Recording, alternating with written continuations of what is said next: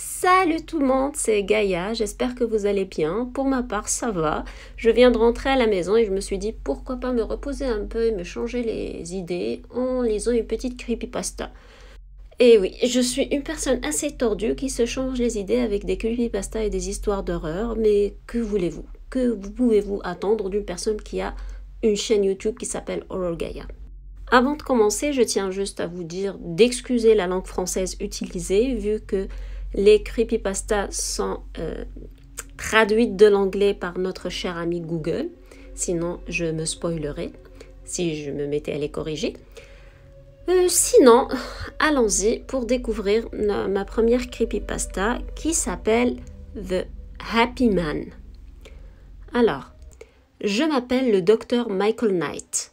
Je suis psychiatre à l'hôpital Hampstead de Hampstead, New Hampshire, depuis 1987. Le 21 septembre 1989, nous avons reçu une patiente du nom de Cynthia Vickers qui souffrait de schizophrénie paranoïaque, de dépression, à peu près tous les troubles mentaux qu'ils vous enseignent à l'école de médecine. Si je me souviens bien, elle a été envoyée à Hampstead lorsque la police a reçu des plaintes de bruits étranges et d'odeurs nauséabondes provenant de son appartement. Ça commence super. Quand ils sont arrivés, Cynthia est sortie à la porte couverte de sang, d'urine et d'excréments. Les officiers l'ont soumise et sont entrés dans son appartement. Donc les officiers en fait l'ont maîtrisée et l'ont arrêtée, puis ils sont entrés fouiller son appartement. Ce qu'ils ont découvert me fait encore froid dans le dos à ce jour. Dans la salle de bain, il y avait des dizaines de chats écorchés vivants, se tortillant et criant à l'agonie à travers des mares de leur propre sang et leurs excréments. Oh mon Dieu. Oh mon Dieu, touchez pas aux chats s'il vous plaît, touchez pas aux animaux. Mais je ne sais pas si vous faites partie de ce genre de personnes en fait, qui quand vous regardez un film d'horreur ou un film de catastrophe, il peut y avoir des centaines de morts d'êtres humains et un chien qui meurt. Je suis tout le temps triste pour le chien ou le chat qui meurt en fait dans le film. Dites-moi en commentaire si vous êtes comme moi ou pas. Je suis vraiment curieuse de savoir, de me sentir moins seule en fait, comme ça. Bref, l'agent de police m'a dit, donc on revient au Dr. Knight, donc l'agent de police lui a dit, plus tard, toujours secoué parce qu'il avait vu qu'il devait y avoir 1 pouce de sang dans cette petite salle de bain. Donc au moins un demi-centimètre de sang dans la salle de bain. Cet officier allait plus tard se pendre dans son placard en 1993. J'ai été affectée aux psychiatries de Cynthia, donc Dr. Knight est devenu le psychiatre de Cynthia. Lors de notre première session, elle était insensible, étrangement calme et presque catatonique. Plutôt que de répondre à mes questions, elle me fixait plutôt avec ses yeux gris, pâles, profondément fixés sur son visage fantomatique et décharné. Au fil du temps, elle a commencé à s'ouvrir et j'ai appris qu'elle avait été violée et à plusieurs reprises par son père et 3 de ses oncles, et parfois même consécutivement. Oh mon Dieu, ok, c'est horrible, c'est un autre sujet vraiment horrible. Lorsqu'elle avait essayé d'en parler à sa mère, celle-ci l'a battue pour avoir pendu des mensonges dégoûtants à propos de son père. Cynthia a présenté un trouble d'attachement réactif quand elle était enfant, ne montrant aucun remords pour avoir abusé et tué des petits animaux. À l'adolescence, elle piégeait régulièrement des chats errants et les emmenait dans un entrepôt abandonné où elle les abattait, les torturait et finissait par les tuer, leur brûlant le corps par la suite. Lorsqu'on lui a demandé pourquoi elle ciblait son zoosadisme sur les chats, Cynthia a répondu qu'elle aimait la façon dont ils criaient. Étant psychiatre, entendre ces confessions troublantes et écœurantes est un protocole standard. Mais c'est quand elle a décrit le Happy Man que mes cheveux se sont dressés de peur. Cynthia a expliqué que lorsqu'elle avait 16 ans, elle avait reçu la visite pour la première fois du Happy Man. Elle était assise sur son porche en regardant dans les bois derrière la maison quand elle a entendu le rire d'un homme venu de la profondeur des bois. Elle a dit qu'elle avait cligné des yeux et là, à la limite des arbres, se tenait un homme grand et mince avec des veines bleues serpentant sous sa peau blanche pâle. Cynthia a dit qu'il portait une salopette foncée, lâche et tachée de sang, et que la peau de son visage avait été tiré fermement vers le haut et cousu en place, avec un angle intégré dans sa lèvre supérieure, formant un sourire grotesque. C'est flippant.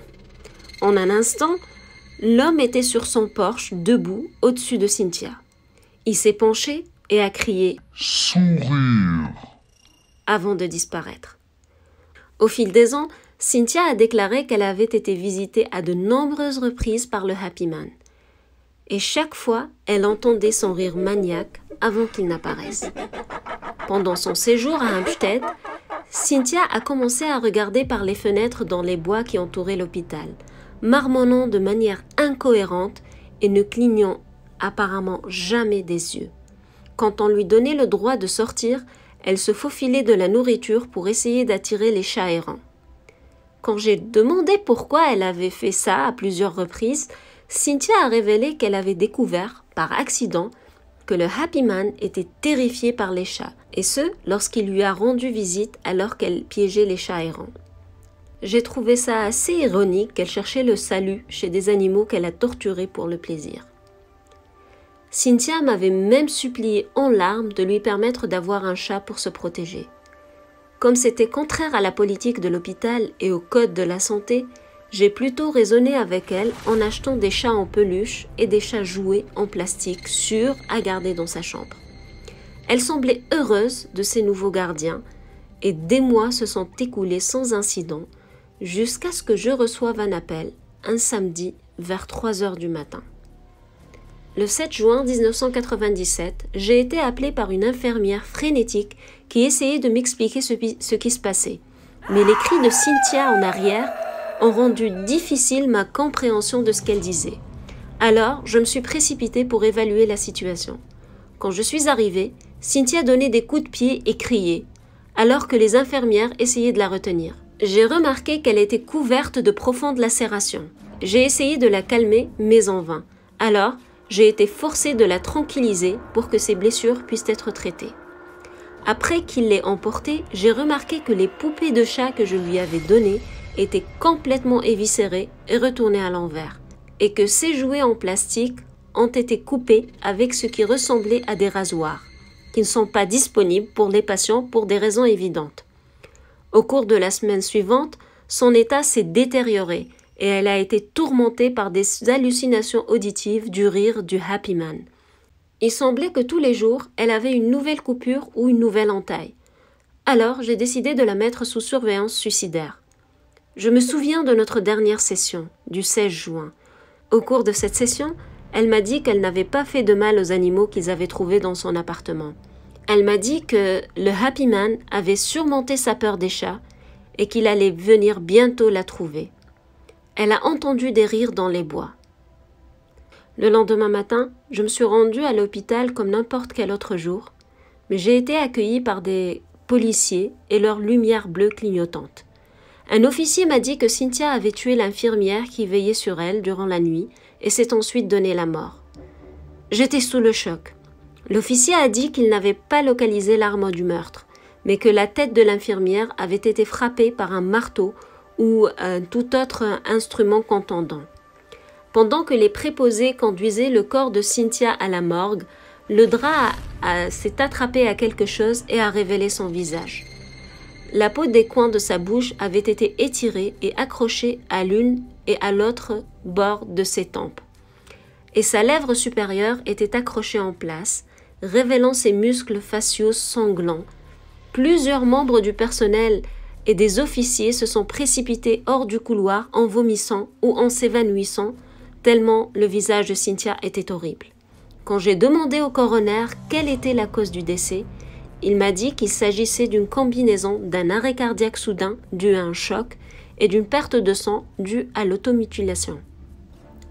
16 ans se sont écoulés depuis ce matin macabre et je pensais l'avoir oublié et être passé à autre chose. Hier, nous avons reçu une nouvelle patiente, une fillette de 17 ans souffrant de schizophrénie et de dépression. Lors de notre première session, je lui ai demandé si elle avait d'autres personnalités auxquelles elle s'associait. Elle a dit non, mais elle m'a dit qu'elle recevait la visite d'un grand homme pâle en salopette, avec sa peau du visage tendue en un sourire grotesque, et qui lui disait qu'il allait lui couper les bras et les jambes.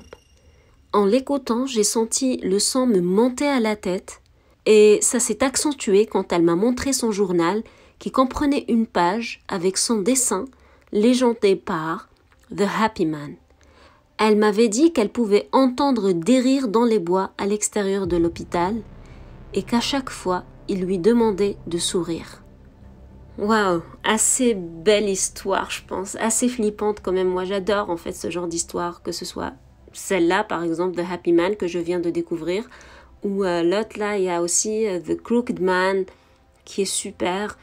Puis il y en a une autre aussi de l'homme à bicyclette, je pense. En tout cas, ce genre d'histoire de creepypasta, j'adore. Bon les amis, pour ma part, je vais vous laisser. Honnêtement, je comptais lire une autre creepypasta, mais devant chez moi, ça s'est transformé en autoroute en fait. D'habitude, j'habite dans un coin tranquille, du coup, il y a très peu de voitures qui passent devant chez moi, mais là, j'ai l'impression qu'il y a 36 000 voitures qui passent, c'est une quasi-autoroute, je sais pas pourquoi, et donc j'ai du mal à enregistrer, et ça me rend dingue. Je ne sais pas si vous les entendez ou pas en background, j'espère pas en tout cas. Si vous l'entendez, je m'excuse. C'est plus fort que moi, je ne pouvais pas trouver une autre pièce plus insonorisée que la pièce où je suis. Donc j'espère que cette histoire vous a plu. Je vous dis à bientôt pour une autre creepypasta. En attendant, ma vidéo qui j'espère va descendre, j'espère va être publiée bientôt. Ciao tout le monde, restez safe.